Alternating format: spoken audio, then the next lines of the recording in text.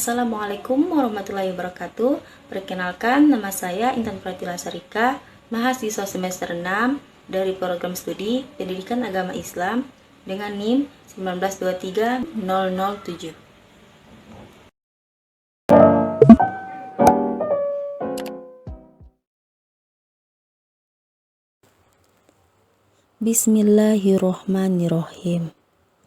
Assalamualaikum warahmatullahi wabarakatuh. Halo anak-anakku sekalian, selamat pagi, selamat siang, selamat sore, dan selamat malam. Semoga kalian semua dalam keadaan sehat walafiat ya. Amin. Nah, pembelajaran kita hari ini mengenai kuteguhkan imanku dengan ibadah. Tetapi sebelumnya ibu mau tanya dulu kepada kalian semua, ada yang tahu apa itu iman? Atau ada yang tahu apa itu ibadah?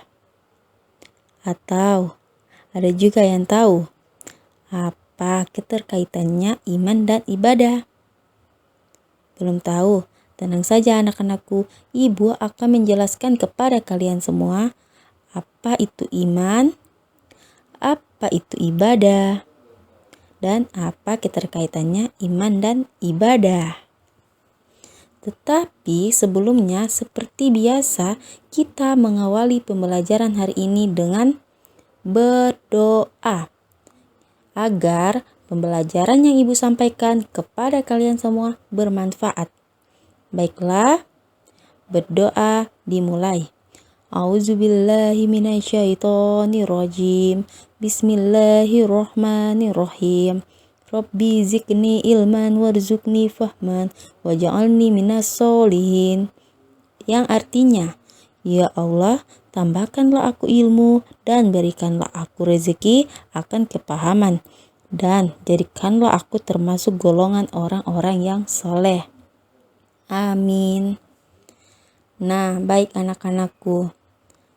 Materi pertama yang akan kita bahas dalam bab kuteguhkan imanku dengan ibadah, yang pertama adalah mutiara iman di dalam diri manusia. Iman itu tidak hanya sekedar keyakinan di dalam hati, namun diucapkan dengan lisan dan dilakukan dalam perbuatan. Seperti halnya iman dalam kehidupan manusia, diibaratkan mutiara dan cahaya dalam hatinya, sehingga tanpa iman maka kehidupan manusia akan menjadi gelap. Tanpa iman, maka jalan hidup seseorang bagaikan tanpa arah tujuan, karena tidak ada orientasi tertentu dalam perjalanannya. Iman tidak hanya sekedar keyakinan dalam hati anak-anak, namun juga diikrarkan dengan lisan dan dilakukan dengan perbuatan. Di sini sudah paham apa itu mutiara iman di dalam diri manusia.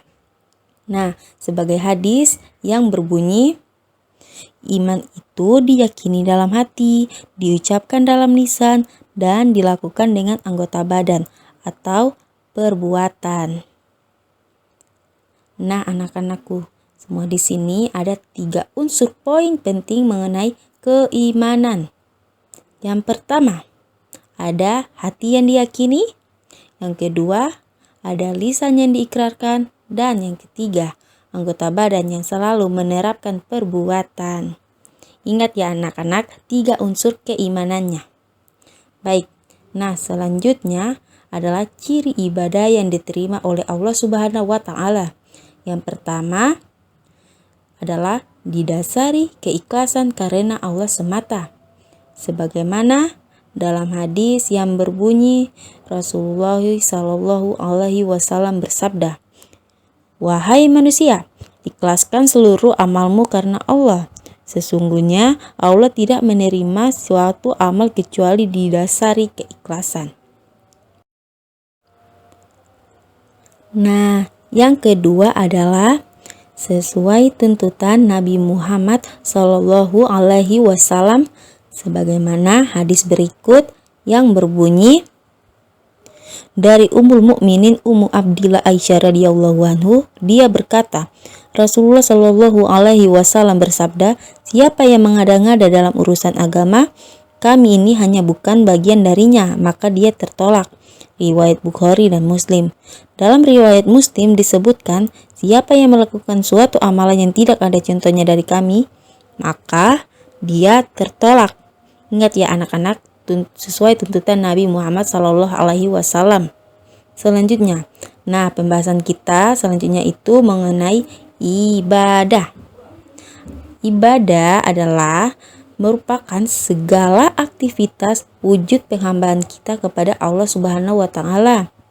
Nah, anak-anak, dalam hal ini ibadah adalah kegiatan menyembah Tuhan Yang Maha Esa dan memohon kebaikan serta perlindungan darinya. Bukan hanya itu saja anak-anakku, ibadah juga merupakan kegiatan yang wajib dilakukan.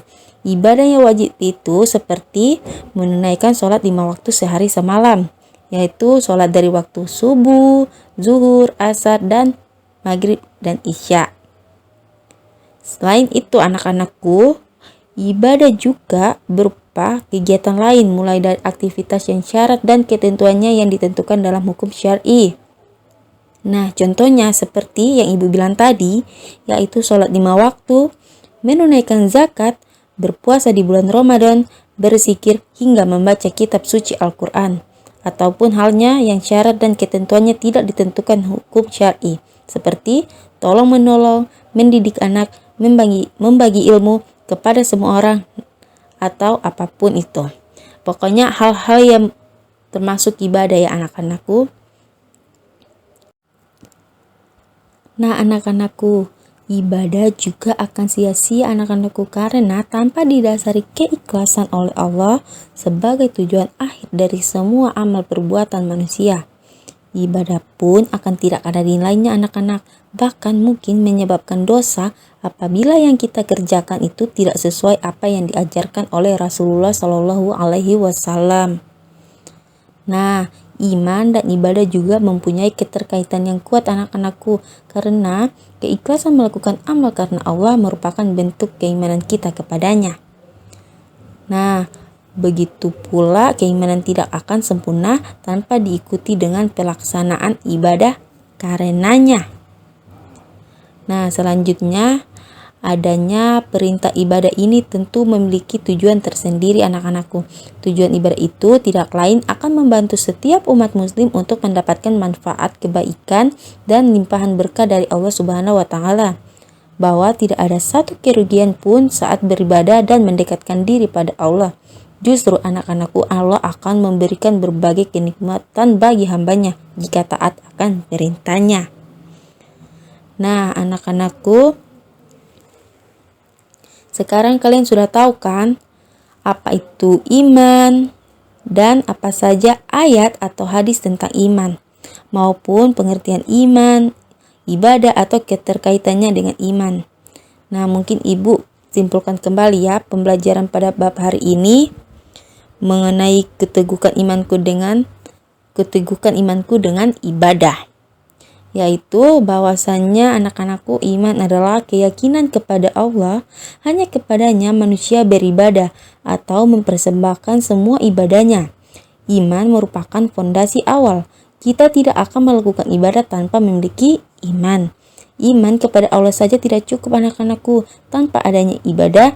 Jadi antara iman dan ibadah itu memiliki keterkaitan yang tidak bisa dipisahkan. Keterkaitan itu bisa diumpamakan seperti jiwa dan raga manusia. Jiwa adalah iman, raga adalah ibadah.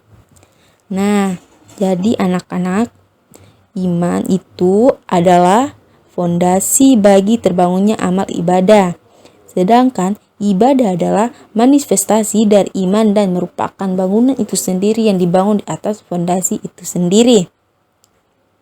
Nah, anak-anak, puncak keimanan seseorang itu tidak hanya selalu beribadah kepadanya sehingga lupa dengan apa yang di sekitarnya, karena peduli dengan sesama berbuat baik pada setiap orang justru menjadi suatu kesempurnaan iman, menyeimbangkan antara dunia dan akhirat dengan tetap berpegang pada iman yang kuat. Nah, alhamdulillah anak-anakku, pembelajaran kita pada hari ini telah kita bahas dan selesai. Meskipun kita dalam melaksanakan pembelajaran daring atau online, jangan memutuskan semangat belajar kalian semua ya. Tetap belajar meskipun dalam keadaan seperti ini. Ingat, Saat marah, ucapkan istighfar. Saat gembira, ucapkan alhamdulillah. Dan saat sedih, teruslah bersolawat, zikir, sholat. Dan saat sunyi, baca Asmaul Husna. Insya Allah kalau kalian melakukan apa yang ibu bilang, hati kalian itu akan tenang. Tetap semangat dan selalu semangat. Baiklah, salam hangat dari ibu. Sampai bertemu di lain waktu. Dan anak-anakku, wassalamualaikum warahmatullahi wabarakatuh.